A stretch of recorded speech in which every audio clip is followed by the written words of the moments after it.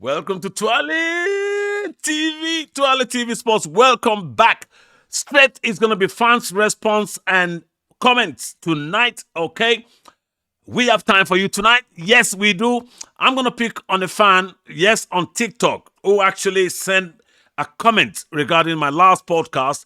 If you remember, or if you've been following the last podcast, I said that most managers with no experience of a top club who come from lower end of the league clubs or middle of the league clubs to be given a top job of a top club, that they mostly fail. It never ends well. And I referenced Nuno Espirito from Wolves to Tottenham. He failed. David Moyes from Everton to Man U years ago. He failed. I referenced Mark Hughes. I think he was managing Blackburn. I can't remember. He took up the Man City job when Man City was just bought over by the Arab billionaires. He failed. And there are a couple that are still even mentioned. There was Ole Gunnar Solskjaer from Norway, very successful. He went to Cardiff. They gave him Manchester United's job. He couldn't cut it. And then we have Graham Potter, a very formidable, reliable manager with Brighton, with Swansea. He came to Chelsea. He failed. But this is what Mr. Femi JJ told me, okay? I love it when fans try to have a go at me. He goes, how about Sir Alex Ferguson from Scotland to Man U? He became successful at Man U. How about Arsene Wenger? He became successful at Mr. Femi JJ. Can I tell you something? Because I would love to know the type of wine you're drinking that night before you send that comment. Because I know you. You're not just a fan. You're a friend. I know you. I really didn't want to answer you on the channel. I wanted to bring it to the podcast channel. Okay? I didn't want to answer you online. You have been following English Premier League for decades. That I know. I know you. You are not just a friend. You are a big supporter of Twale TV channel. So whatever you're drinking that night before that comment, let me remind you. Sir Alex Ferguson won 3 Scottish Cups. 3 Scottish titles. 3 Scottish Cups. And then before that is with Aberdeen. Before that, he won the Cup as well with St Mirren. Before taking over Manchester United's job. So Sir Alex Ferguson wasn't just a nobody. Coming to Arsene Wenger. Arsene Wenger won the French league with Monaco, 1987 or 88. And then he went to Grampus 8, which they now call Grampus Nagoya, whatever, the Japanese league. He won the Japanese league and then won the Japanese Super Cup before being given the Arsenal job. You know, he won nearly everything in 2 decades. So you are absolutely wrong trying to take us on our facts, okay? There's hardly any inexperienced manager that takes up a top job and becomes successful. And that is the reason I was giving my credit to Enzo Maresca of Chelsea and Arteta of Arsenal, because they are both inexperienced before being given these top jobs. And they're doing really well. You know, people don't actually, I don't want to say this too often because I'm a Chelsea fan and I don't want people to think I'm biased about it.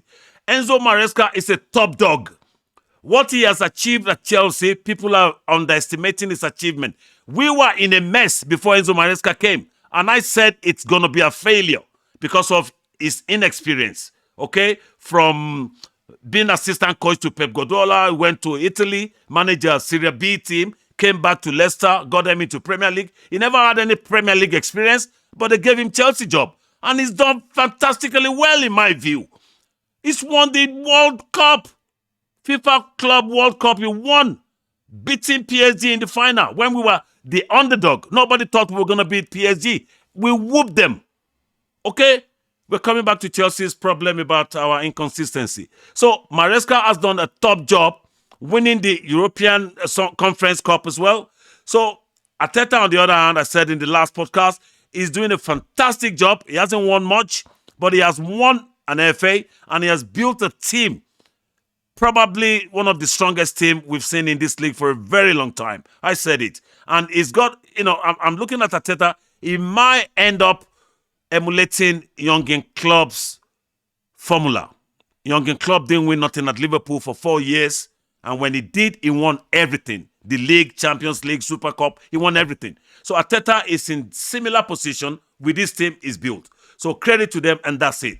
Mr. JJ, I hope I've answered you. Now, let's move on to another fan, okay? I also said I don't rate Saka of Arsenal wearing the armband. I have nothing against the brother. I love him to bits. I'm a pro-Nigerian. Anything Nigerian, hey, throw me in, okay? And Saka, for me, is probably the best winger Arsenal has ever had for a very long time. He does the simplest thing at the best level. I keep using that word best. I don't use it very easily. Saka is so efficient. He's so reliable. It's unbelievable for his age. But to give him the armband, I do not agree with it. That's nothing personal. Okay? A captain. Look at Tarkowski of Everton. Look at Bruno Fernandes of Manchester United. Not that I rate Bruno Fernandes as, top captain because of his, shenanigans. But he's always in the face of the referee every time. He's always screaming at his mates if they're not doing anything right. Look, I think Gabriel should be Arsenal's captain. That is the manager on the pitch for Arsenal. You can see him, he's always animated. He's always, gearing up the moment, the mood, everything. So Saka to me and Reece James, our captain, they both have a similar personality, which I don't think, deserves being made a captain of a top Premier League club. Not even a top Premier League club, of any English Premier League club. This is the toughest league in the world. There's a reason they call it the strongest, the best, the toughest, the most physical. There is a reason. It's like a war every game. And if you look at Saka's face or Reece James's face or their demeanor on the line, coming onto the pitch for a game, to me, they look like boys who are ready or getting dressed to go to church. You look at the faces of real captains. It's like they're going to a war. Look at the faces of Roy Keane, John Terry. Who else? There are so many. Patrick Vieira. Let's even leave the old generals. Let's leave the current ones. Steven Gerrard. These guys don't give you a smiling face. They don't even want to see you. So that's why I made those comments. So that is my point, that they don't have that aggression, that in your face personality, that anger in their face, in their body language. They don't have it. And in this league, you need to have it as a captain because you're representing the manager on the pitch. You have to be animated. You have to be mad. That is my point. I have nothing against Saka and Reece James. That's that. Okay. There's another fan whom I would love to respond to, but I'll probably leave that till next time. It's just Mr. Femi JJ who really got on my nerves using Arsene Wenger and Alex Ferguson as managers that were unknown before becoming successful. You are absolutely wrong. But I have to give you credit though. You mentioned Xabi Alonso. Xabi Alonso came as a player and he delivered. Okay, he delivered. Okay, he went the whole season unbeaten. So that was a very good point from you. And I hope I answer you very clearly on the channel, which I intend to do. I never wanted to respond to you online.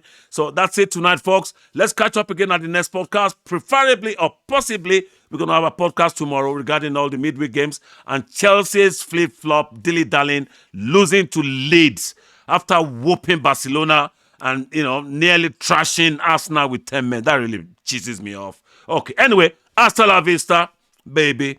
Ciao. Wale.